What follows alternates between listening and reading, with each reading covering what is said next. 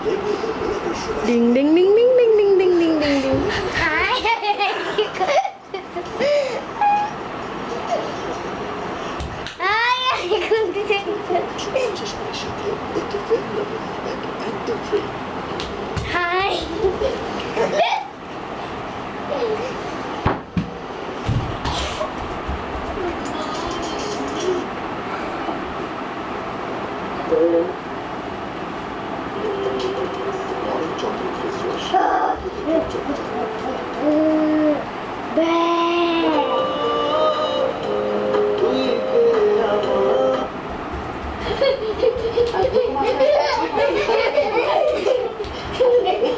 গ্লুকোমার চিকিৎসাটা কি হতে পারে?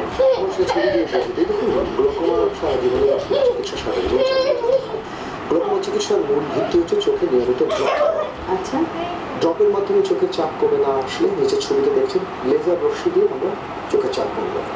ড্রপ এবং লেজারের মাধ্যমে না কমে আসলে ডান দিকে লক্ষ্য করছেন গোল্ড স্ট্যান্ডার্ড অপারেশন আমরা চোখের চাপ কমে আসে। তারপরে চোখের চাপ কমানোটা খুবই জরুরি। ভীষণ আমাদের সাথে দর্শক আছেন। হ্যালো, কে বলছিলেন? ওয়ালাইকুম আসসালাম, কে বলছেন বলেন। আসসালামু আলাইকুম। আচ্ছা, আপনি জানেন হাই হাই, বাই বাই। একটু বয়সটা উল্লেখ করে প্রশ্ন করেন।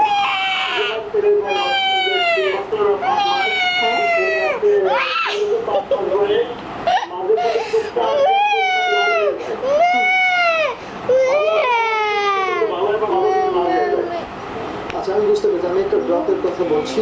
এই ড্রপটা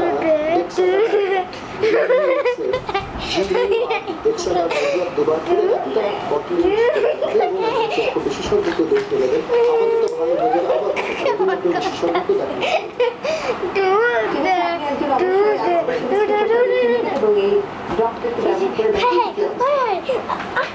আমরা তো বর্তমানে শুনছি একজন রোগীর উপরে গ্লুকোমা রোগের প্রভাব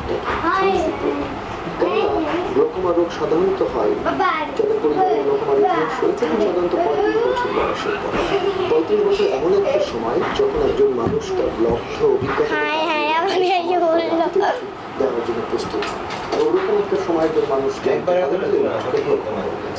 মানসিকভাবে ভেঙে পড়ে। গবেষণায় দেখা গেছে যে গ্লুকোমা রোগীদের ভীষণ এবং 63% হতাশায় পড়ে।